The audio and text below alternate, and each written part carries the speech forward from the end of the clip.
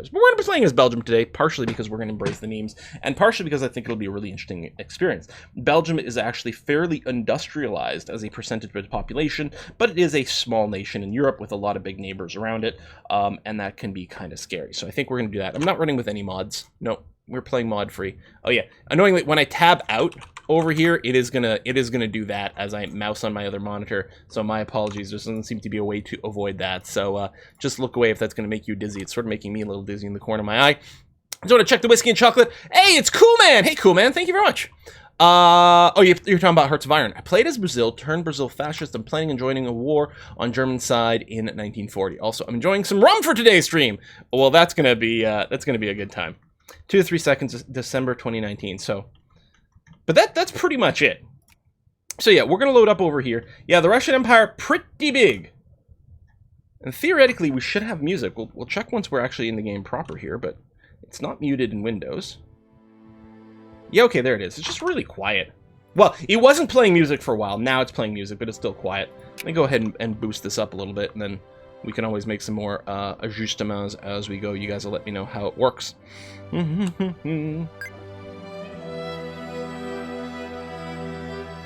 Victoria Day long weekend. That is true. So it's very appropriate. I did Belgium in Vicky 2 before on stream. Well, I have no memory of it, so we're going to go for it again. We're just going to switch into the political map mode, which is probably more useful. I mean, the train map mode doesn't even look that pretty, to be honest. Although I guess it's functional. I mean, we can tell farmland versus woods over here. Sure, that's fine, but we'll go political map mode over here. I don't think we currently have anything overseas. I think at this start, we only have our core territory over here. I guess I can check if I go to diplomatic map mode. Yeah, no, we have no green bits whatsoever. The other way we could check is if we check our population over here. We've just got two states, Flanders and Wallonia over here. And that's that. Oh yes, and I probably do need...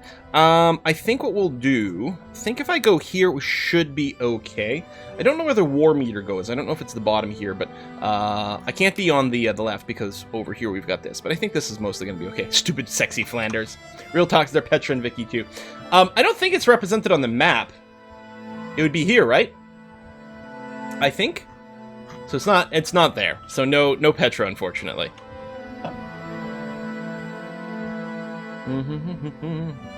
Music's a tad too loud when I'm not talking. Okay, I wondered about that when I cranked it up. Let me bring it down a scooch and we'll try that. Okay.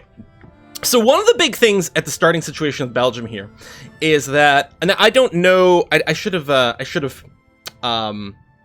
refreshed my history, but this start in 1836, I believe, is shortly after Belgium gained independence from the Netherlands. So the Netherlands still has like cores all over Belgium, if I recall correctly. Is it represented? Yeah, right over here. So Belgium, Netherlands, and Flanders have cores all over here. 6 years after Revolution, in 1830. Cool. And I don't think we have any cores on enemy territory, or on foreign territory. But there you go. There you go. Yeah, if I click on the Netherlands here, you can see there's stripes all over Belgium. So they have cores over all our territory. So almost certainly they will try to go to war with us.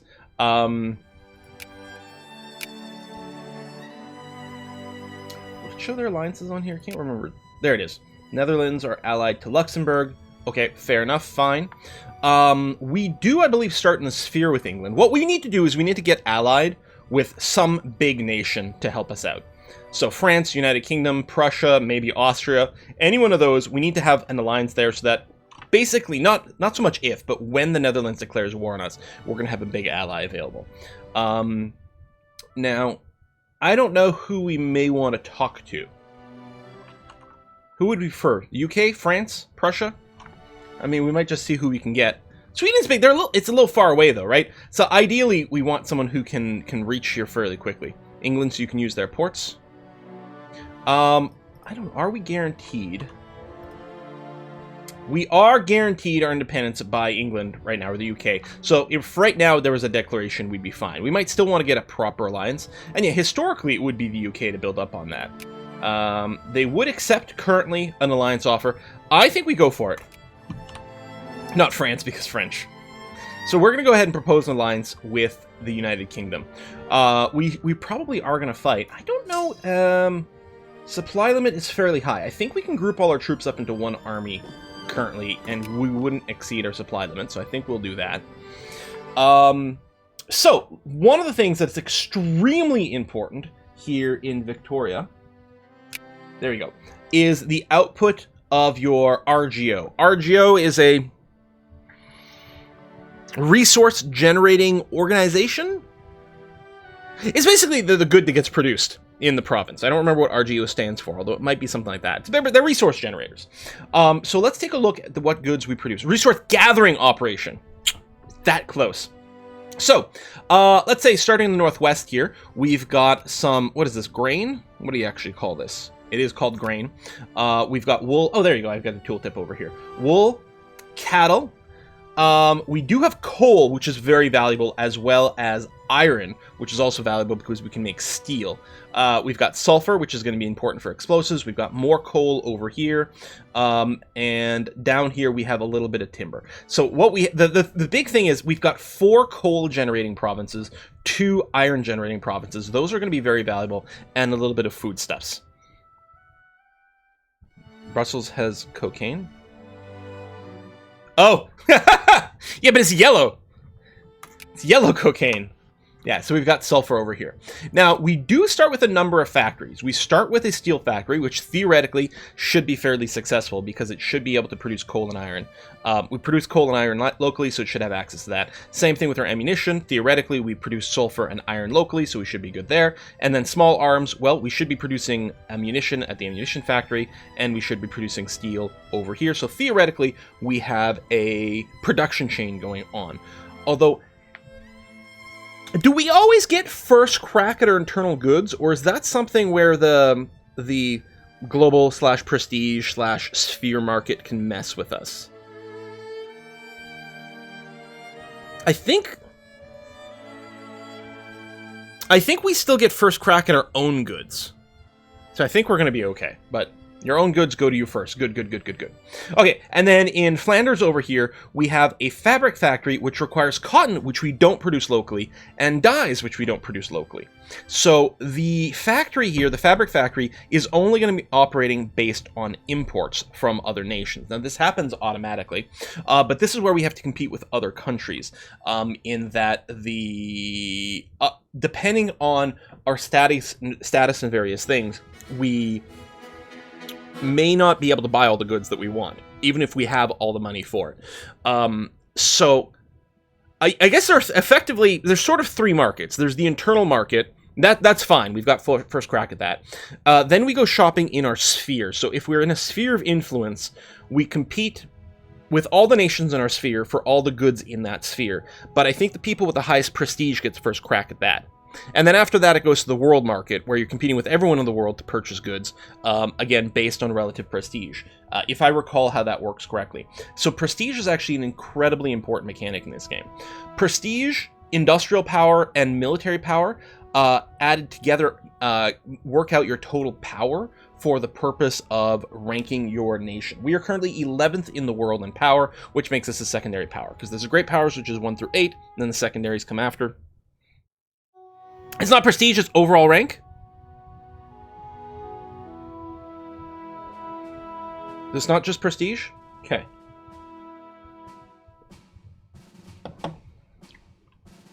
That's right. Okay. Which is fine, either way.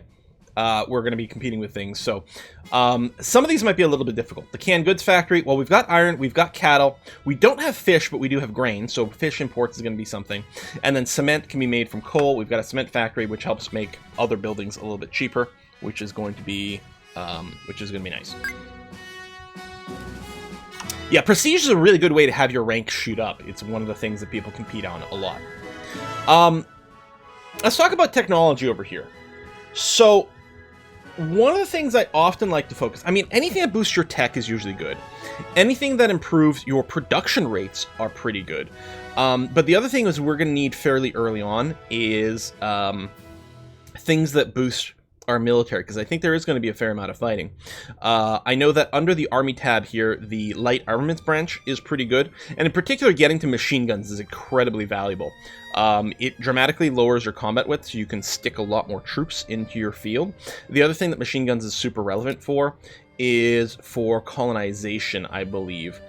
Gets dramatically boosted if you have access to machine guns. There's something like that.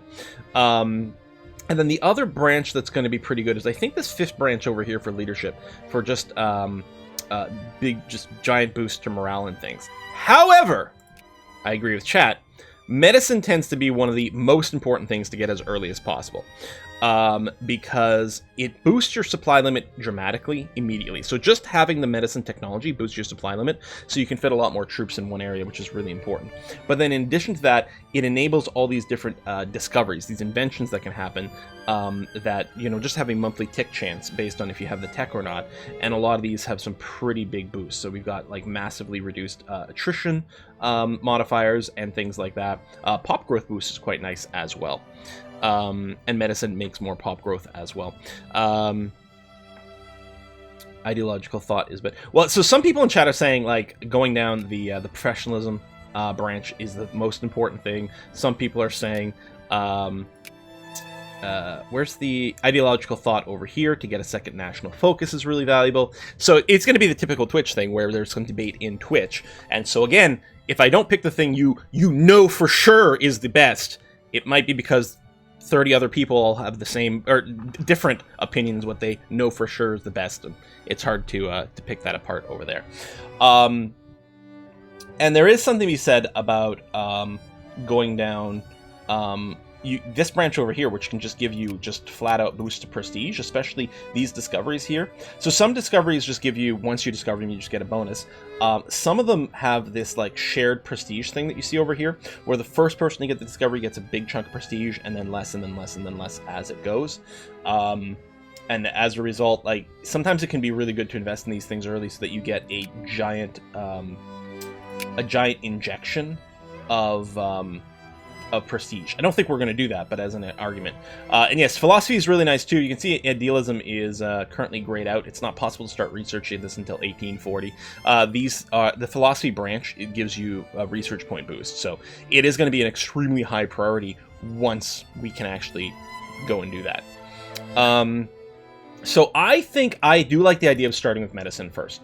There's a variety, you know, there's lots of things. What I'd like to do is, assuming that the war is not going to start immediately, it's going to be best to grab medicine because it has non-combat benefits to us as well.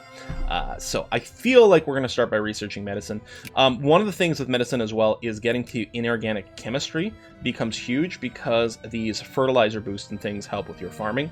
On the other hand, we might want to get, for example, clean coal as early as possible. We actually have quite a lot of coal production, so this would increase our coal output by a fair bit, and would help our finances pretty substantially since we're that. So clean coal and then cheap iron, both are things that would actually, like, well, and even steel, because we produce all this stuff, so there's a lot of good value over there. Let's take a look at our budget. So, you know, welcome to the world of sliders. That after this era, after Vicky 2 and EU 3, Paradox really moved away from sliders. For good or for ill, I don't know. Sliders was a good show. Well, it started out pretty good. It got a little iffy after first couple of seasons, something like that. I don't know. Yeah, Hoi 3. But that was all that generation, right? The sort of Hoi 3, EU 3, Vicky 2 generation of games, and then like the CK2, EU 4, Hoi 4 generation was another kind of vibe. EU 4 still has some sliders. I guess there's army maintenance. That's true. But that's true. Went downhill after the professor left. Yeah, that's probably accurate. I had a lot of seasons. I didn't end up watching all of it because, you know, back then it was easy to miss a couple of shows and then you just like fell off the train completely. So we can adjust taxes. We can also adjust where we're spending things. I think I'm kind of okay with raising taxes, especially on the poor. It really It's rude as hell, but it actually seems to be fairly functional as long as they're getting most of their needs. If we take a look at the population, so the population have life needs, everyday needs, and luxury needs. So life needs is what they need to just survive. Everyday needs is what they need to be content, and then luxury needs is what they need to be exceptionally happy. So, you know, as long hopefully you're getting as many people getting their life needs met, and then a good number of them with their everyday. But then other than that, I'm pretty okay with raising taxes a fair bit. Really, for raising taxes, especially on the poor. Yeah. In a video game. And then often with the rich, I'm like, no man, we can't tax the rich. They're the lifeblood of the economy. You know, it's okay. They'll reinvest in the country. And in Victoria, that is actually accurate and very functional that way. Also, the rich don't tend to bring you in very much money because they're a very low percentage of the population. And so sacrificing their tax dollars isn't actually that meaningful, and they do tend to like open and upgrade factories for you. So yeah, it's yeah, we're going to play with a kind of different mentality. In terms of what kind of nation we're going to play, I don't know. We might push ourselves socialistic. We might keep ourselves super capitalistic. I have no idea what kind of vibe we're going to go down in that route. I might not tweak anything right away. We're just going to see sort of the state of our nation, because as the days tick by, we'll start to see a trend one way or to other, and see how it goes. Now, I think I tend to be in favor of boosting education funding. I think there's fairly good value to doing that. Administration spending can be good too, because more bureaucrats, you get more like tax efficiency and stuff, right? Because we're only at 29% administrative efficiency. It does crime fighting and whatnot. What is the red part of the middle tax? Oh, so 44% of our middle class people aren't getting any of their needs met. They're currently all artisans. So artisans are like mini factories. Let's put it that way. The artisan, that's craftsman. Which one's the artisan? Right here. Okay. Deselect all. Show me artisans. So what artisans are, these are people, they work just like factories, okay? So for example, here we have 1,300 Wallonian Catholic furniture making artisans in Spa. So these guys don't work in a factory. They just work out of their home workshop. They want to purchase lumber and turn it into furniture is what they're trying to do. And currently, they probably don't have it. Now, it could be once we unpause, they'll start getting some. We do have internal lumber production, so theoretically they'll be able to get the goods to produce this over here. Early on in Victoria 2, your economy is highly driven by artisans, especially in some countries a lot more than Belgium. Belgium starts with a fair amount of industries set up, and so it's craftsmen that work in industries right here. These craftsmen work in industries and artisans work at home. But so compare the numbers, right? We have 16,000 craftsmen and nearly 100,000 artisans. So these work at home, little workshop people produce theoretically they produce the most of our goods. I think the people who work in industry might do it more efficiently. So, you know, one craftsman might produce as much as 2 artisans or something. It'll depend on like all kinds of modifiers. But nonetheless, right now, I'm sure most of our good production is happening via artisans, and that's that. Now, one thing we can do in our states is we can set a focus. And what we can use is we can use it to encourage certain types of populations to be produced. Generally speaking, and I think that might still apply for us over here, it's often really good to start with clergy. And the reason for that is, there you go. Clergymen are, you know, especially in this era, they're the ones who learn to read and write and have time to sit and read and write and do studies. They study pea plants and learn about genetics, for example, right? So getting about 2% of your population to be clergymen is the sweet spot to optimize research. And then clergy becomes the secondary thing. I believe clergymen are also responsible for improving literacy in your country. So clergy and the education slider, I think, improves literacy, which is currently at 50%, which is actually pretty good for this era compared to a lot of the other countries. So I feel like starting with clergy first, right now we're going to do that. And I believe I only have the one focus currently. Oh no, I do have 2 focus. Where's the indicator? Oh, right here. Yeah, 2 of 2. We have 2 focuses. We have 1 focus available or for each state that we have. So that works out beautifully. So I'm going to encourage clergymen in both. Bureaucrats first, then clergy. Bureaucrats for better administration and better money.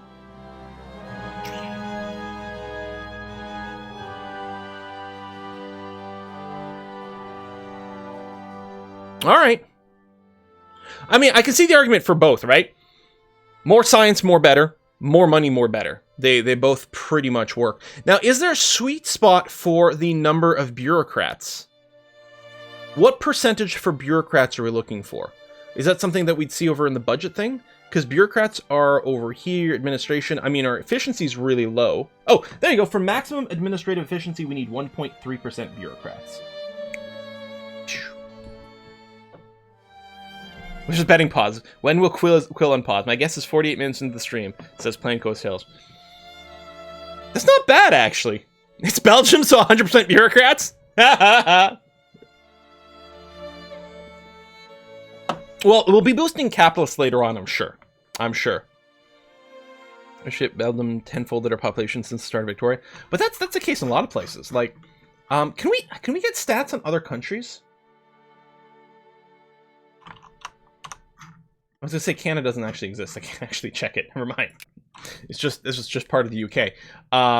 Or the US. Can we, in this game, it's probably a ledger, right? Wait, there's no index for the ledger? Oh my god. I mean, look, China's got 207 million. Like, the world population is under 1 billion. In fact, the world population is under 500 million. Oh, that's right. That's true. This is just like adult male population. That's true. Your population is just the number of effectively people who are going to be working. You know, so it doesn't count the elderly, it doesn't count children. And I mean, why would women count? That would only be fair and just. So yeah, that's true. That's true. Because like voting age, recruitable people. I mean, not directly recruitable because there's like manpower and stuff like that. But that's true, eh? Yeah, all right. So it's a little bit misleading what the effective population. Yeah, no children were. Well, that's funny because I think actually isn't is child labor laws, are they in here? Maybe not. Maybe it's just Tropico that has child labor laws. Like I like with 14-hour work days right now, no minimum wage, no pensions. I don't know. Anyway, it's abstracted, so sure, we'll do that. So yeah, we're gonna theoretically do that. There are 2 areas in Victoria where you sort of have mana for things. One of it is diplomacy. You actually have a resource that accumulates. All of your actions in diplomacy take some of that. You know, it's your diplomat's time and things like that. There's also a function of it for colonization as well, but that'll take a while before we get there. All right. I don't think we're going to recruit more troops right now. Oh yeah, did anyone say, should I be cranking the education budget, leaving it the same? Should I crank the administration budget, leave it the same before we start?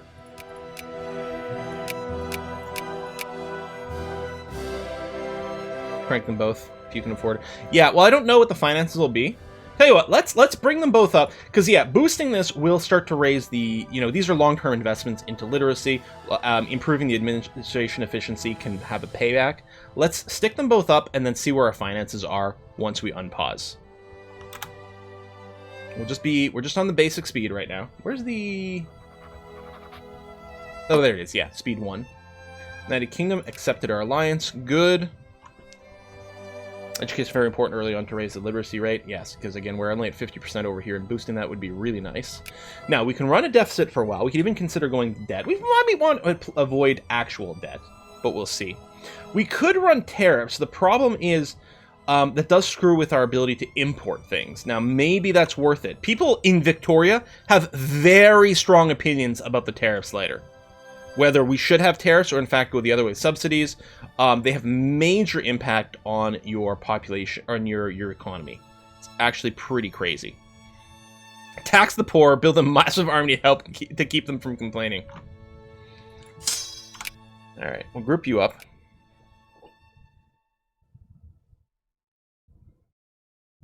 Efficiency is very low early game. You should crank taxes. Oh, that's right. Because we actually aren't very good at taxing people early on, you can crank the taxes. And maybe should. Because really, we're not actually good at collecting all the taxes. Actually, the middle class is doing much better.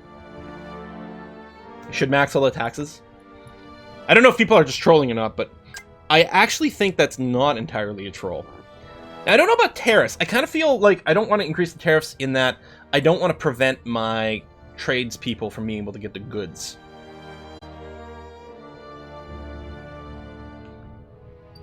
See, the rich get taxed so little that it might